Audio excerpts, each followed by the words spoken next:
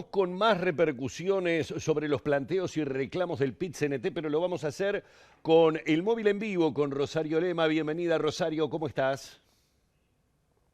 Muy bien, Humberto, así es. Y bueno, para conocer precisamente la opinión, en este caso del economista Nicolás Sichevsky, a ver si es atendible realmente este planteo efectuado públicamente por la Central Obrera en el día de conmemoración del Día de los Trabajadores. Sichevsky, buen mediodía. Y bueno, estábamos hablando, ¿es posible la reducción de la jornada laboral a 6 horas como se planteó por parte del PIT? Bueno, creo que es una discusión que viene dándose hace varios años y que en definitiva lo que refleja es que debemos dar esa discusión del salario y de las horas de trabajo, enfocarla mucho más en lo que es la productividad del trabajo y en definitiva que los salarios y que las negociaciones colectivas reflejen efectivamente la productividad de cada puesto de trabajo.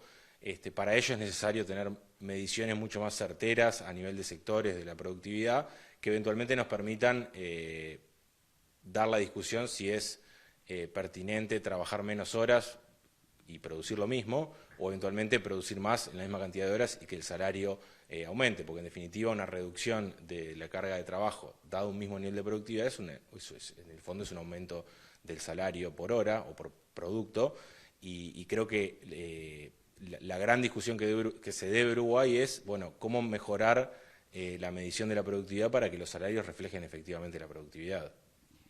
Es una cosa de estudio, digamos, no se puede ni descartar ni decir que el 100% es viable. Y bueno, una de las particularidades de los mercados de trabajo y del uruguayo no es una excepción, es que existe una heterogeneidad importante a nivel de sectores y a nivel de regiones incluso. No es lo mismo la productividad de un trabajador en el comercio en Montevideo que en el interior, por ejemplo, o de una industria o de la construcción o eventualmente del comercio. Por tanto, es importante tener una buena medición de la productividad antes de avanzar en este tipo de propuestas, porque en el fondo una reducción del horario de trabajo, si no es acompañado por un aumento de la productividad, debería de tener una reducción del salario y en un contexto en donde muchos trabajadores tienen salarios relativamente bajos para lo que es el costo de vida en Uruguay, es una decisión que hay que tomar con pinzas, ¿no? Ahora, no obstante ello, en países de aquí de Latinoamérica, como es el caso de Chile, ya se está dando una reducción de la jornada laboral. Lo mismo ocurre en numerosa cantidad de países europeos. Bueno, el caso de los países europeos, por ejemplo de los nórdicos, es paradigmático y obviamente justamente tiene como prerequisitos estos dos aspectos que mencionamos. Por un lado, hay una buena medición de la productividad del trabajo en los diferentes sectores de la economía y en general estamos hablando de sectores y de trabajadores con una productividad en promedio bastante más alta que la que tenemos en nuestro país, por eso es que tienen salarios también bastante más altos y por eso es que eventualmente pueden permitirse una reducción de la carga horaria de trabajo y no, por ejemplo, dado un mismo horario de trabajo, un aumento del salario. O sea, en el fondo, si yo soy un 20% más productivo, podría trabajar un 20% menos o tener un salario un 20% superior, y en el contexto de Europa eso es más viable quizá ajustarlo vía menor cantidad de horas de trabajo.